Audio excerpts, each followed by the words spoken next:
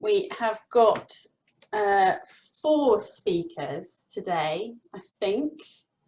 Just very quickly running through the list of who's in the room to check that the 4 that I'm expecting are here. Yeah, I think so. Okay, so each of our presentations will be about 10 minutes. And we have got a little bit of wiggle room for that, but not a huge amount. So I'll be fairly strict with the time. And panelists, I will let you know again through the chat function when you've got 1 or 2 minutes left so that you know to start wrapping up. Okay, I think that's everything that I need to say. So without further ado, I will hand over to Rachel Bright, who is another of the conveners of this strand, and who is giving a presentation today about rethinking gender, citizenship and war. So Rachel, I think you may unmute and reveal yourself. Can you see me now? Yes, success. I do have a presentation. I'm also aware of time, and so if I can't sort it out very quickly, I'm not going to bother using it. All right, I'm not going to waste any more time on it, because basically I was just going to let you see what some of the documents I've been looking at do actually look like, but it's not essential. There was a couple pretty pictures, but I think I can go without it. So I hope that's okay with everyone. So I'm Rachel Bright. I'm one of the conveners. Thank you, Janet, for organizing us today. Do feel free to cut me off if I go over. This is definitely a part. You know, I've only got 10 minutes to talk about a much bigger project. So if I gloss over things that you want to discuss more, please do ask me questions. I found it very difficult to stick to a few kind of broad points and examples for this. So this relates to a larger project I'm doing about female naturalization in South Africa and Australia. And I'm specifically looking at Australia today. And I'm examining the administrative process of desirability, essentially. So who gets to be allowed to become a citizen and who isn't? Why do women apply? How do they present themselves? How does the state kind of do this process of deciding who can do it? And partly that's simply because the laws that are set up to govern citizenship are becoming more and more strict during this early 20th century period. Women, both at the time, laws were not designed primarily for women, and historians since have paid a lot less attention to women when they're looking at these sorts of things. You know, anyone who's done anything about this would know there's a lot more stuff about citizenship and masculinity and kind of men, particularly during times of war, for really obvious reasons. I'll get into a tiny bit. And of course, I'm thinking about those relationships between gender and citizenship in my work, as well as other things like race and class and religion. So today I'm specifically looking at female naturalization applications during the First World War, and looking at how these female records reveal several things about citizenship and race and gender in Australia and in the British Empire more widely.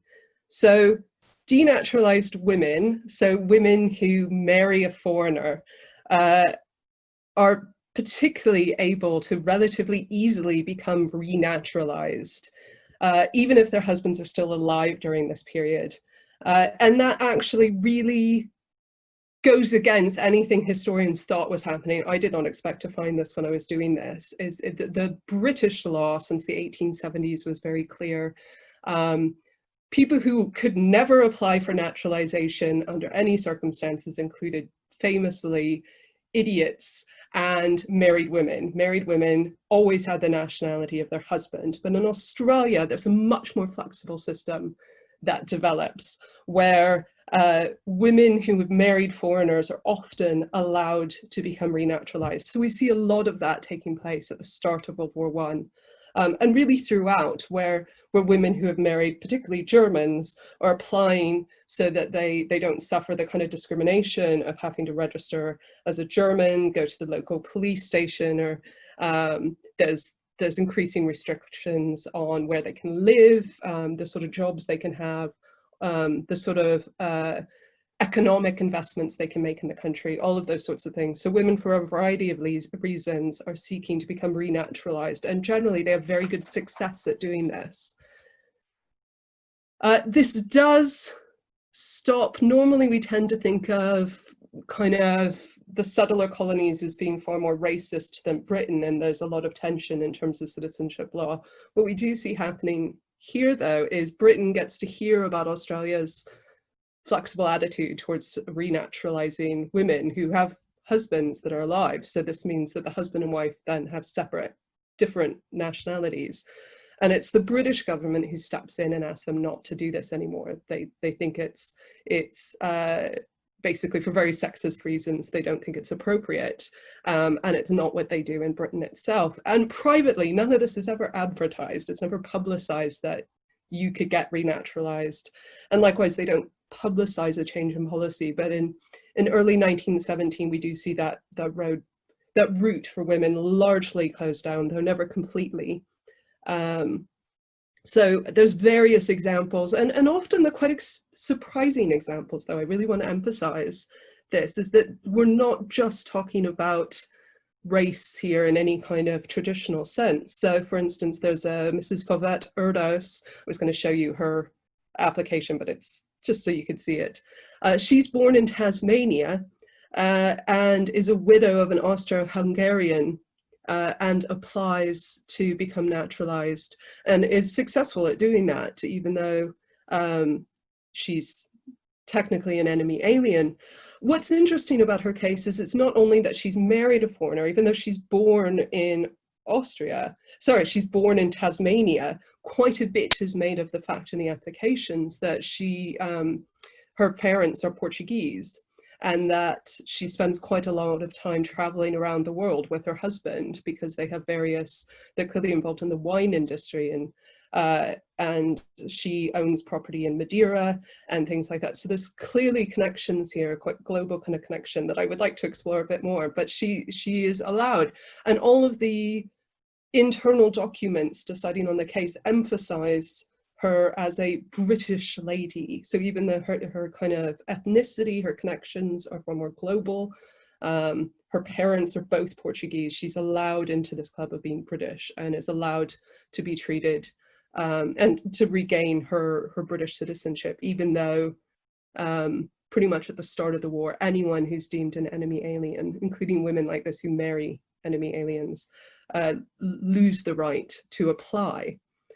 It's just not really what happens, though, in practice, I'm finding. So another example is Mrs. Mary Radka, who was born in South Australia in 1862. And during the war, she's married to an intern German. So the kind of, there's a high rate of interning in Australia compared to other countries like the US and Britain. Actually, they have a very high rate of interning Germans, almost always men. She's not interned.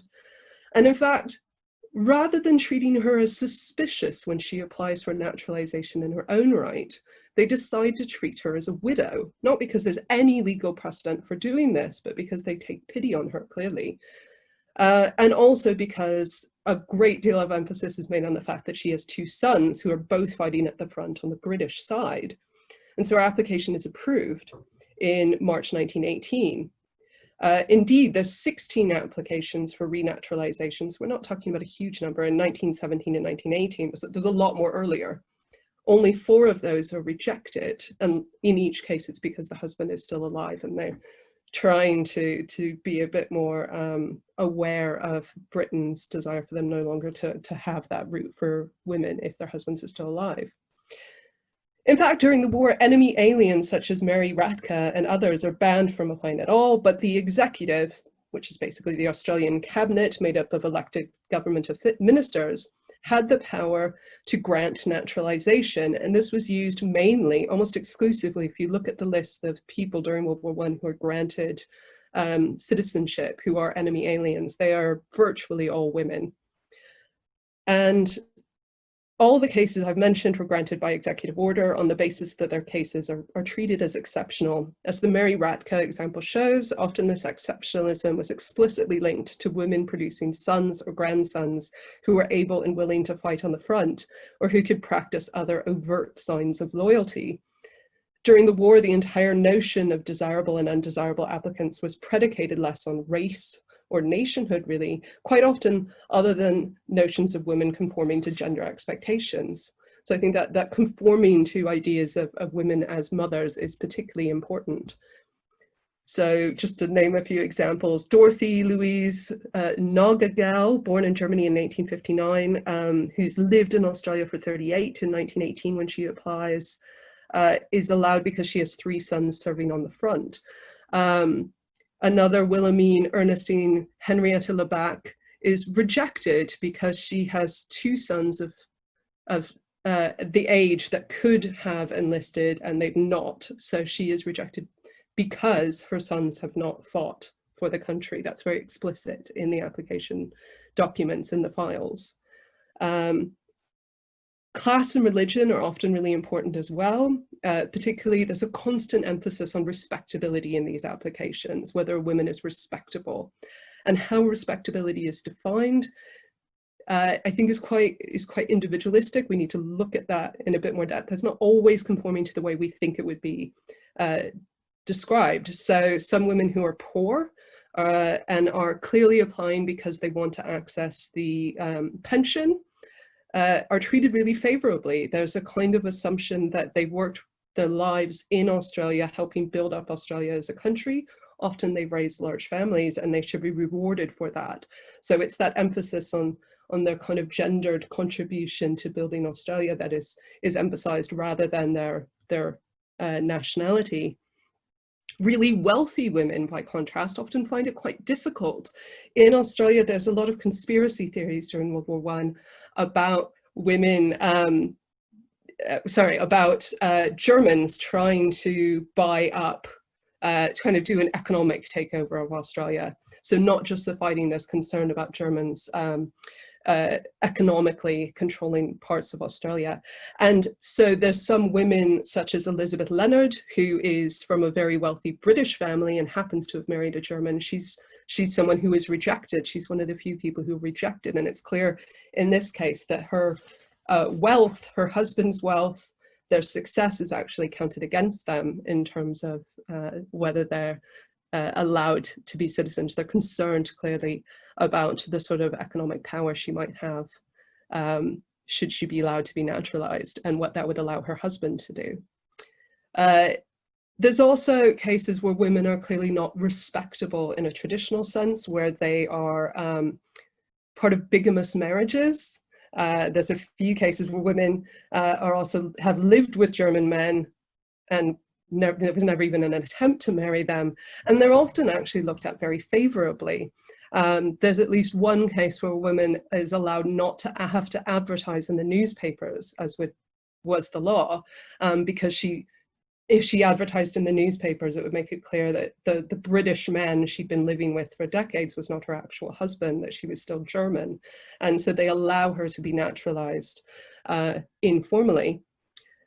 What we can see in all these cases, I think, is a lot of gender bias, clearly, which often benefits women. There's one very explicit case where a brother and sister had been adopted, and during World War I, they basically find out that they had been adopted. They were never told about this. They were both adopted before the age of 1.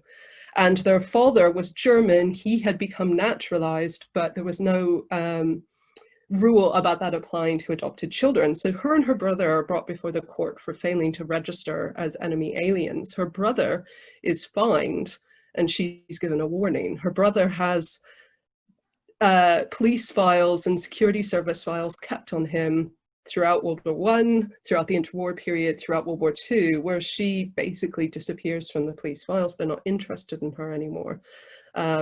And again, he's fined, he's threatened with prison.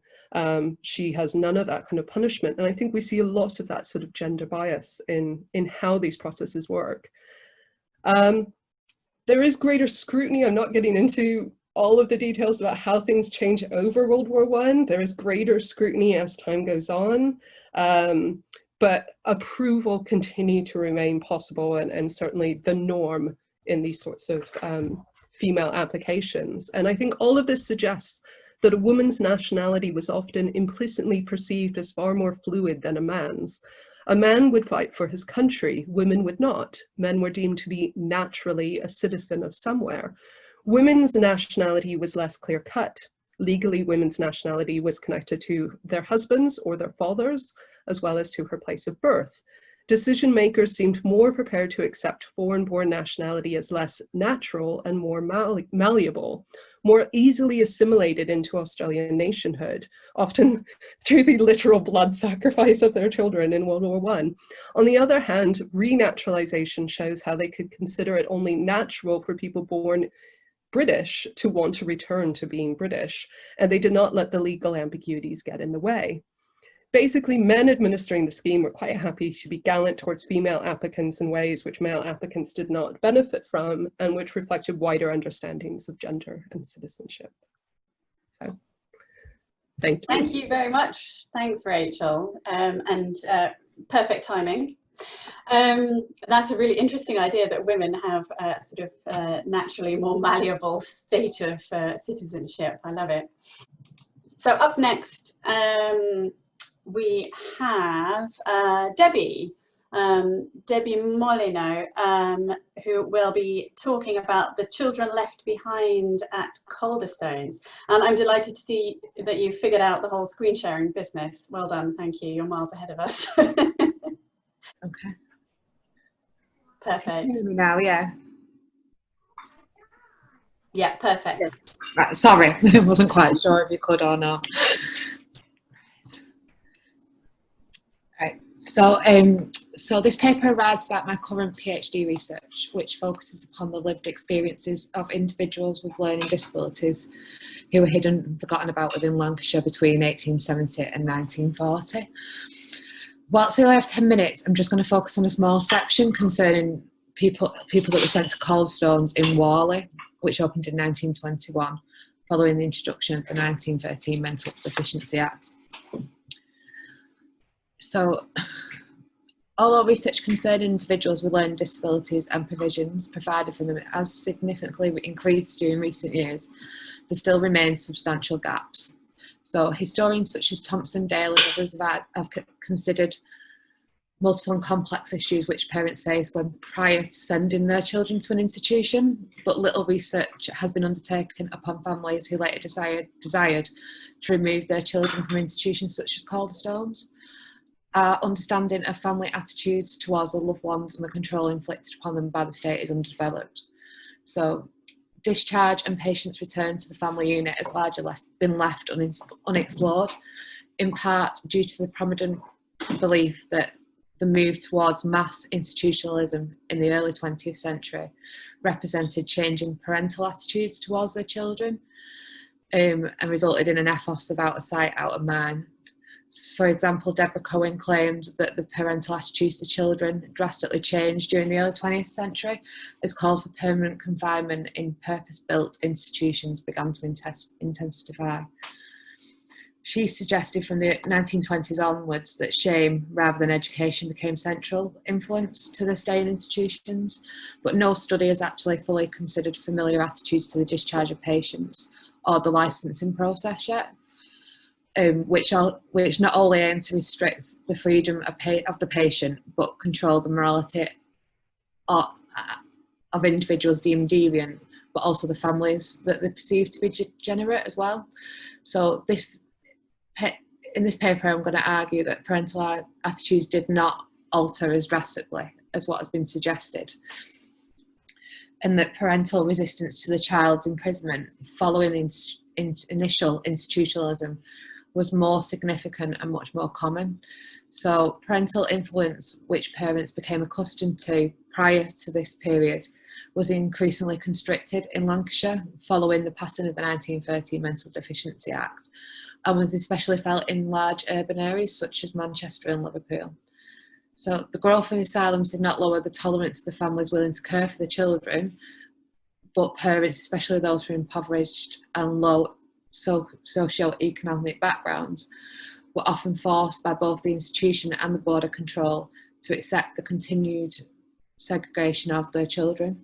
So using newly opened case files from Calderstones, they showed that families often rejected the notion of permanent care and control, and actually fought continually for the loved one's detention to cease, writing weekly letters and sometimes seeking help from support from solicitors and local politicians.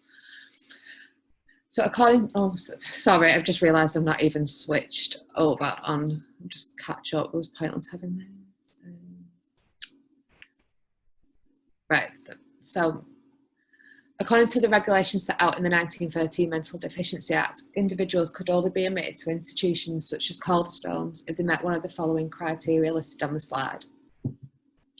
However, these guidelines were open to substantial interpretation by local authorities, and the decisions were often influenced by common class prejudice of the time. So once an individual was identified as being potentially mentally defective, officers from local mental deficiency boards were engaged to collect information on the individual, which included inspecting the housing conditions and the economic and social positions of the families. During these visits, the social history of the individual and the families was reconstructed, not only by interviewing the parents, but by siblings, neighbours and teachers as well. And as Garton successfully argued, it was the context of these social histories that played the most significant role in securing both initial institutionalism and its continuance against their wishes. So although regulations were put into place to prevent unnecessary confinement, social and moral judgments factored significantly.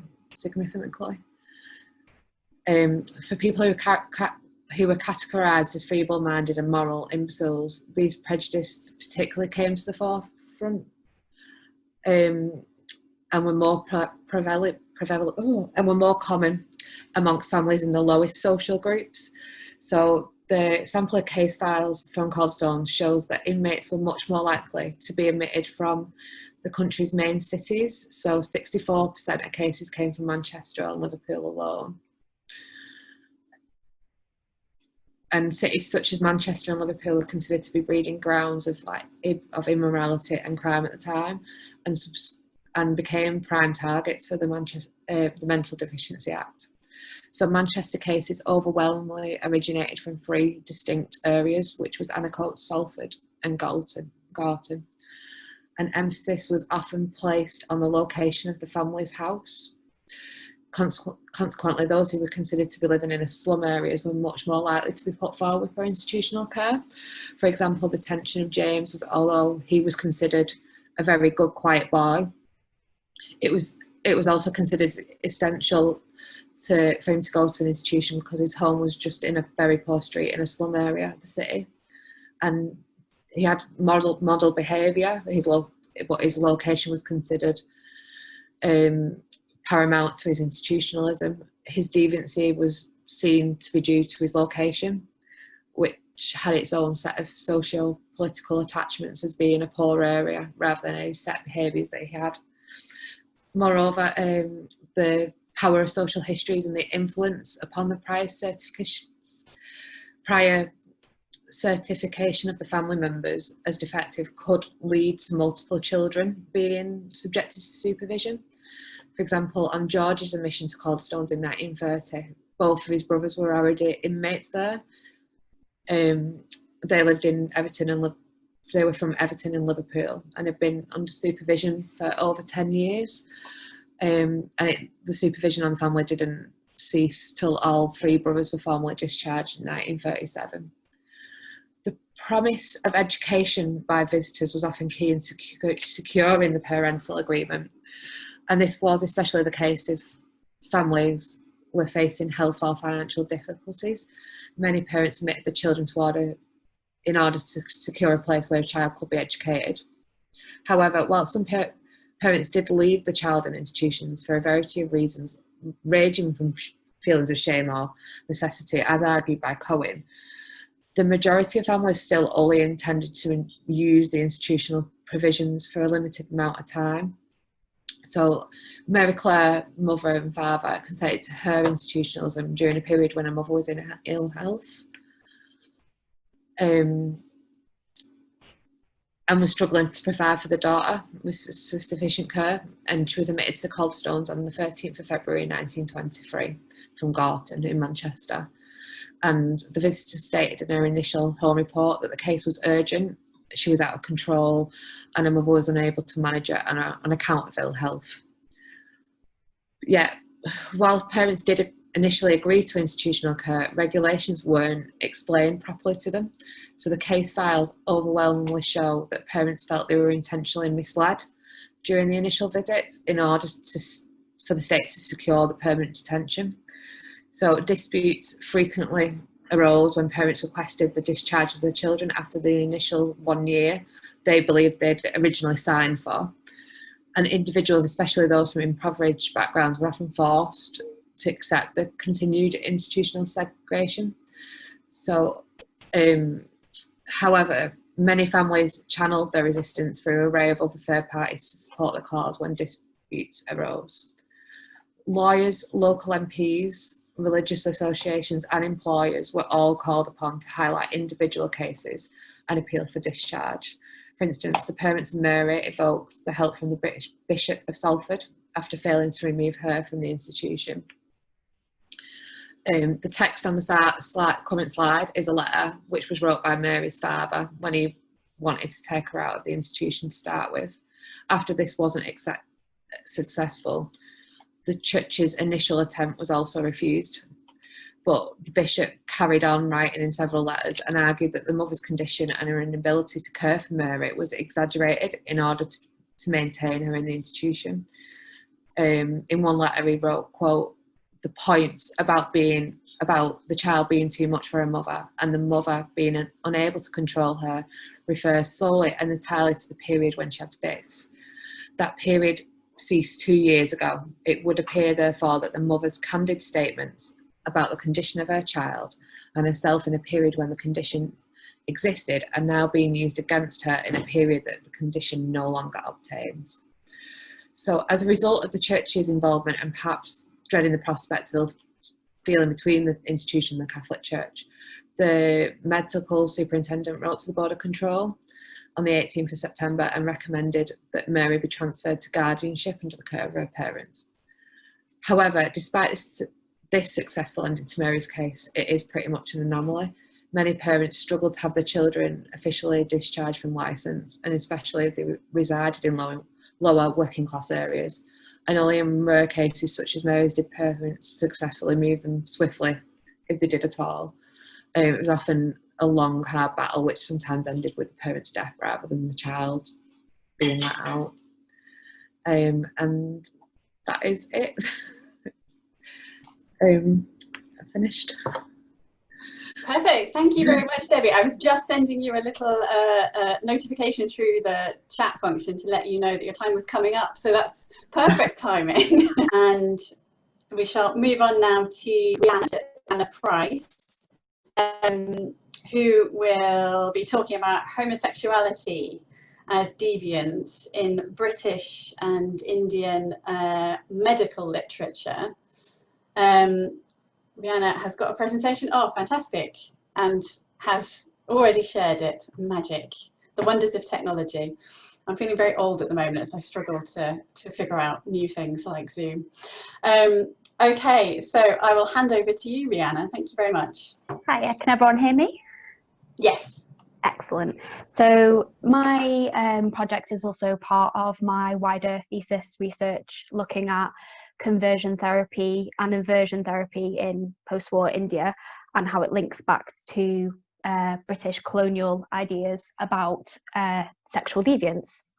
So the shift in paradigms of attitudes towards sexuality, both in India and in the West, have coexisted alongside legislation, surveillance, and the medicalisation of any non-normative sexualities, such as homosexuality. These differing structures and mechanisms to repress, alter, and criminalise sexual deviance have a legacy which exists into the present day and continues to be weaponised against homosexuals, whether they identify as such or not.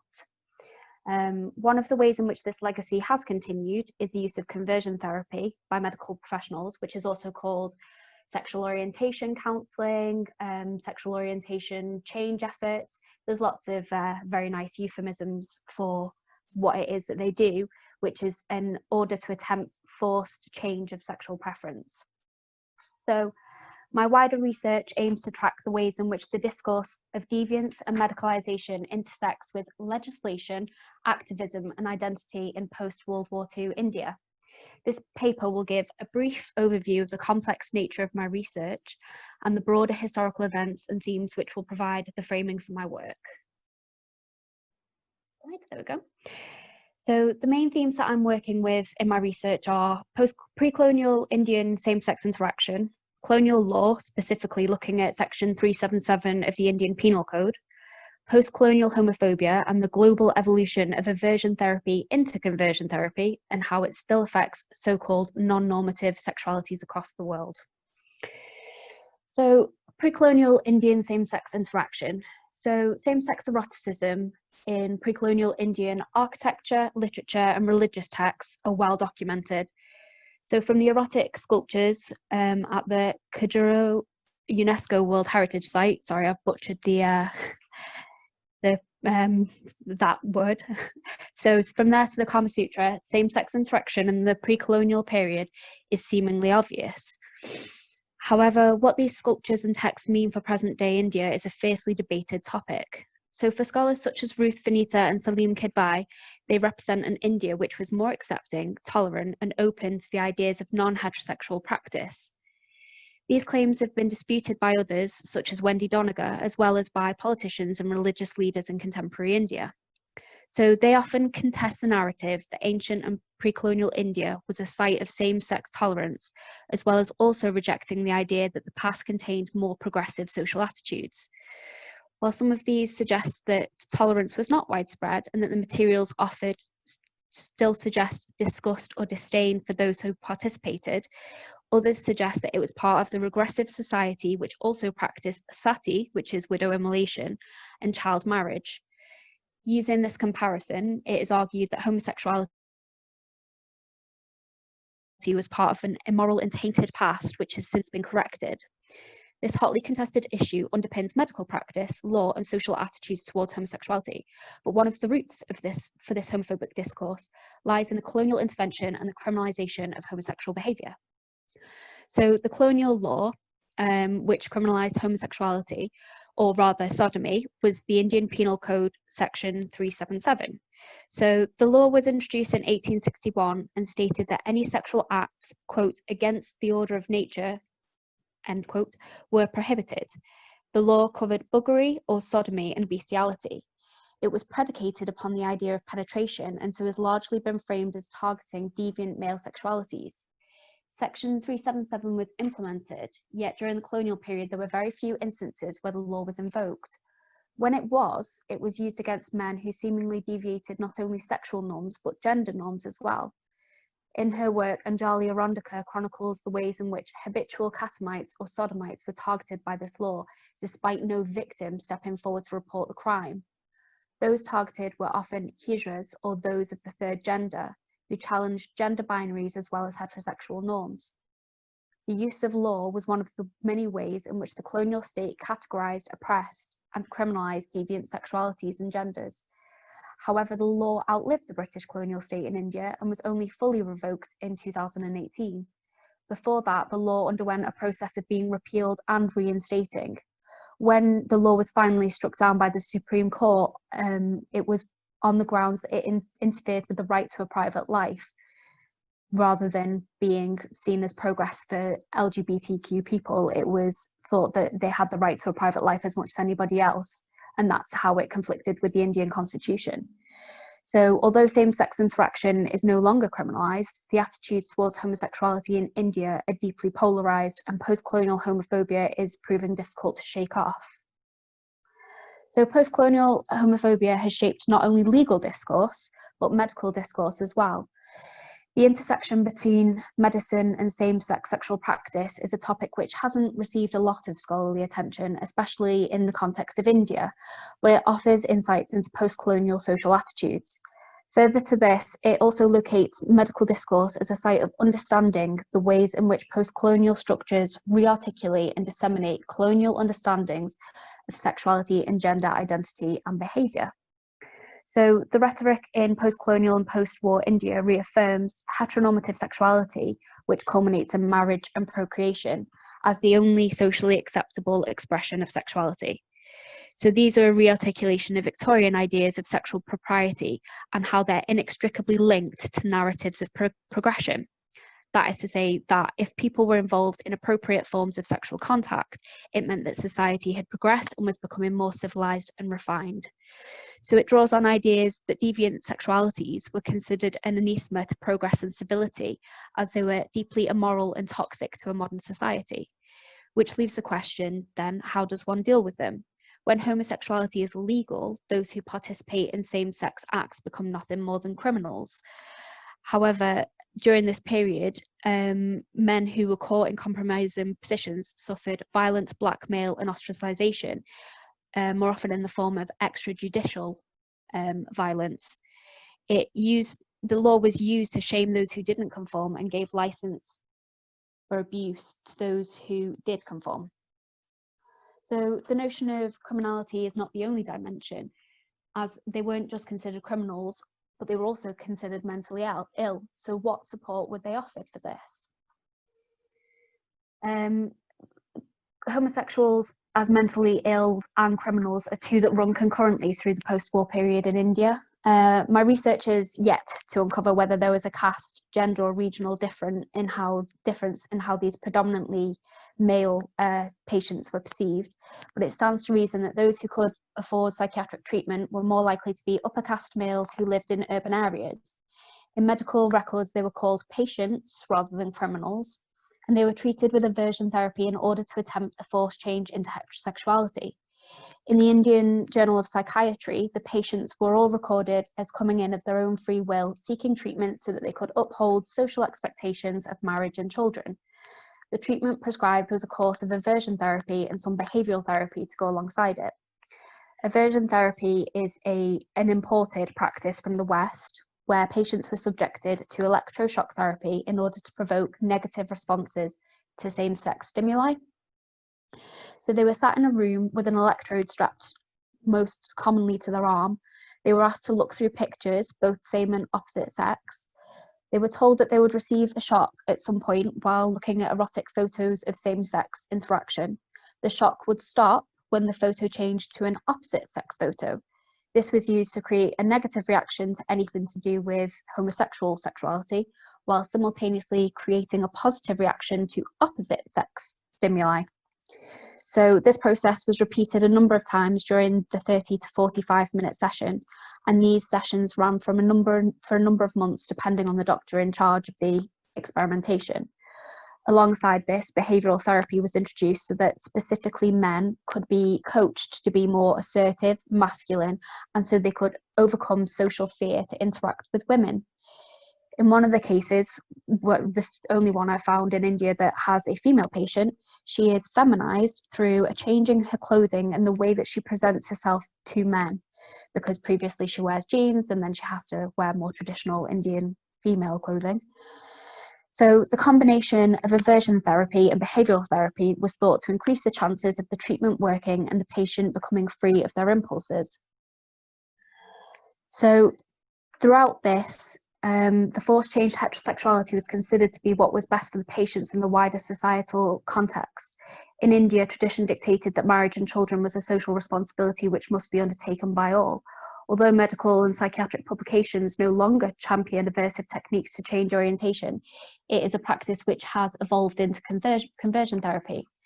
This practice is widespread and accessible in India, not only through legitimate channels, but through traditional practitioners and gurus as well. The means to change orientation have diversified from beatings to psychological and emotional abuse, as well as altering hormones and using religious texts as a justification for violence. These attempts to alter sexuality are a reflection of attitudes within India which are deeply imbricated with traditional values. The structure within the medical community in India must be deconstructed and interrogated to understand the profound medical misinformation which oppresses those who have been characterised as sexually deviant. Thank you very much for listening. Thank you very much, Rianna. That was great. Very, very interesting.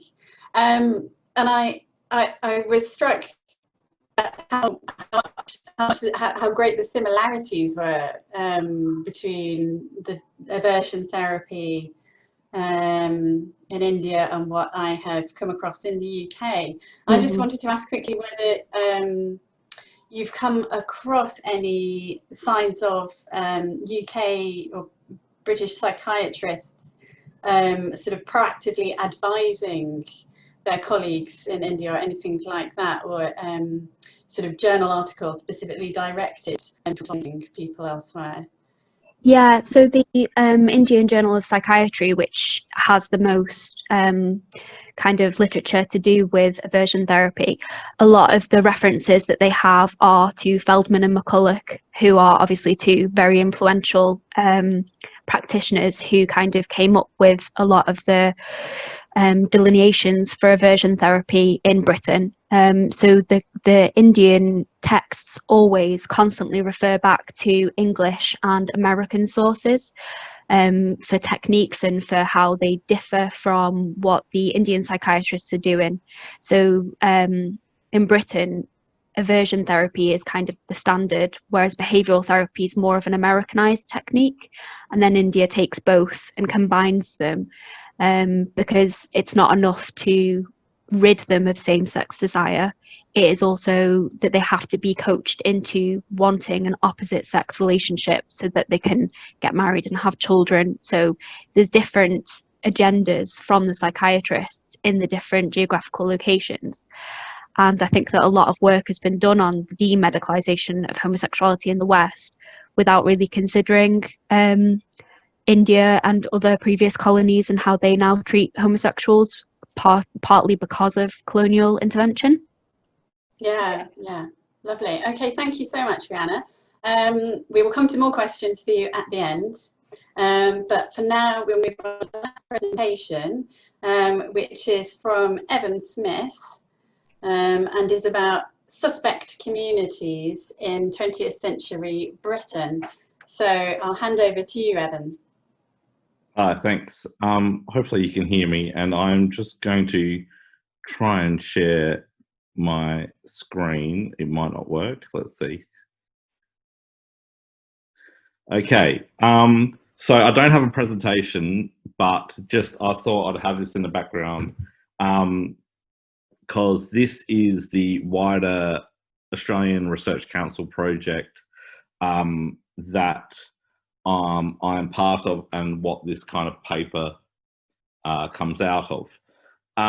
So I'm part of an ARC project looking at managing migrants and border control in Britain and Australia across the 20th century. So from Federation and the Aliens Act of 1905 through to the end of the White Australia Policy and the British Nationality Act in 1981.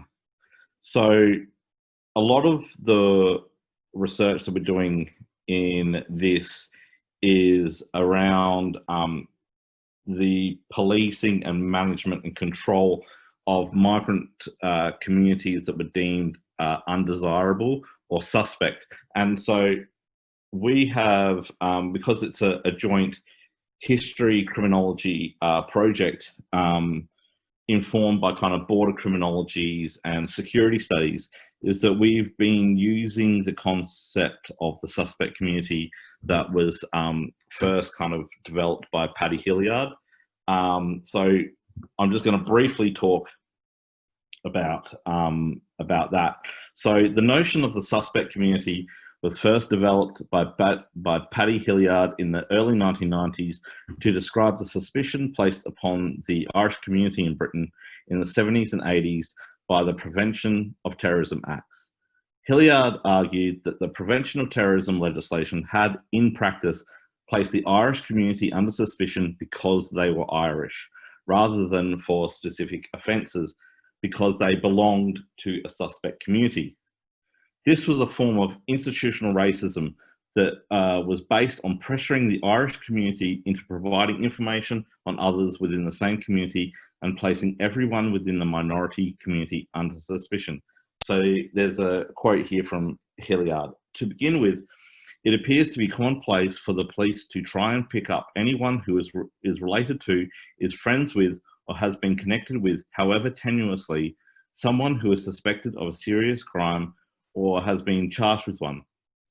After this group has been arrested and interrogated, the police then focus on the people related to or connected with them, and the process continues. This pyramid method of police investigation draws into the net a wide range of people, and the main thread which links them all is the fact that most are Irish or are married to someone who is Irish. So a lot of work has been done on, kind of on the policing the Irish community in Britain by some historians, some criminologists and sociologists. So people like Josephine Doody has taken that concept of the suspect community and looked at specifically the exclusion orders that were used under the Prevention of Terrorism Act to keep people from Northern Ireland and from the Republic of Ireland coming to Britain in the 70s and 80s if they were suspected of being involved in political violence. And in the 21st century, scholars have used the concept of the suspect community to describe how Britain's Muslim populations have been perceived in the era of the War on Terror. It has been employed to show the continuities in British national security policy and how this affects perception of minority communities by broader civil society. Christina Patansis and Simon Pemberton defined the suspect community in this way as a subgroup of the population that is singled out for state attention as being problematic. So specifically in terms of policing, individuals may be targeted, not necessarily as a result of suspected wrongdoing, but simply because they are presumed membership of that subgroup. This framework of the suspect community from criminology can be used to interrogate the way that other minority groups, so other kind of national, racial, ethnic groups, but as well as kind of religious, political, sexual orientation, other kind of groups are monitored and policed, policed. And that while that criminologists and sociologists have looked at it in terms of the British, in terms of the Irish in Britain, from the 70s onwards, and then in the 21st century apply to Muslims and people in the War on Terror, and this has also then been taken up by people looking at North America and Australia. So people like Scott Pointing has looked at suspect communities in Australia. Our project kind of tries to take this back further. So, Patansis and Pemberton, using the work of Hillyard, have proposed that policing the suspect community, is about creating an omnipresence of state surveillance over particular sections of the population. And we have argued in our project is that you can see this happening throughout the 20th century in Britain to earlier communities. So I'll just stop sharing at the moment, just so I can keep time. So Andrejko Vanava and I started for this, we're both working on this project, started looking at particularly at the Cypriot community in London in the 1930s. And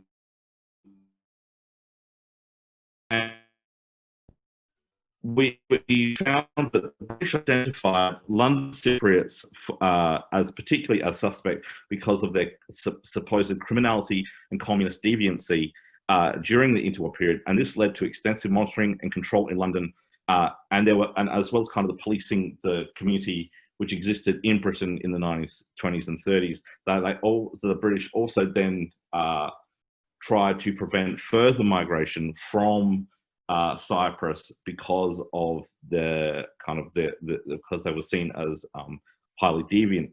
And numerous archival records of the Metropolitan Police, the Home Office, the Colonial Office, show that similar efforts, to what we see happening to the Irish in the 1970s and 80s, and then Muslims in the 21st century, were taken against Cypriots in the 1920s and 30s.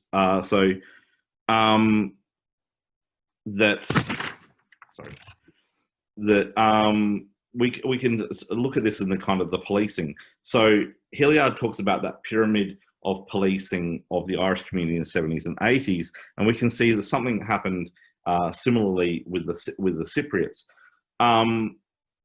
This interrogation by association filtered quickly through the population, the Cypriot population in London, as it was such a small community which numbered only a few thousand and were mainly clustered around a small part of London's West End. This pyramid method of policing was effective in demonstrating the power of the authorities to monitor and control the suspect community. The British authorities put pressure on some and fostered links with others in the community to obtain information on suspects, and like the Irish in the 1970s, most Cypriots came under suspicion of the authorities because they was believed to be either communists or radical nationalists that had links to Greek politics or to organised crime, and that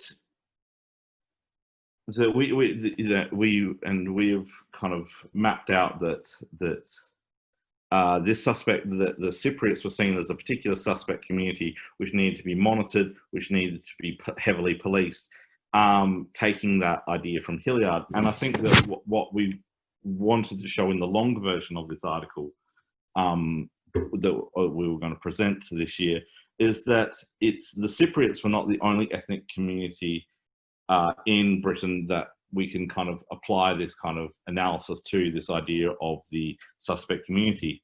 And throughout the first half of the 20th century, we can see this applied to other groups, and we can point to the work done by other people to kind of show this, to link this. So Daniel Renshaw has talked about the policing of the Jewish community in Britain and the Irish community in the pre-First World War period, which acts in a very similar way. And while Gerard Noonan has talked about policing the Irish, particularly those involved in Irish republicanism in Britain after the Irish Revolution, Simon Jenkins has pointed to the Maltese in London and in Cardiff, and people like Tom Vickers and Robert Miles have talked about the Arab seamen who were also seen as suspect and were heavily policed in Glasgow and in the Tyneside region after the First World War. Or Jacqueline Jenkinson has also shown that Chinese were also seen as suspect, particularly in Liverpool and in London in 1919, when there's a kind of racist riots against various groups. And the one thing that was also is that suspect community is not just about policing, and it's not just about state surveillance and state control.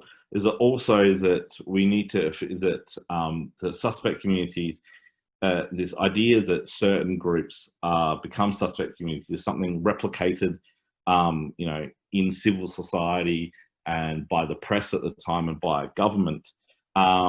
These are things that a lot of us know, and the work that's been done on kind of the racism and the kind of the treatment of minorities in Britain across the 20th century. But I think that one thing is that the idea of the suspect community is such a kind of like an easy concept to kind of apply as a kind of a theoretical model that we can take back and look at these kind of previous cases, because a lot of historians have done a lot of this work.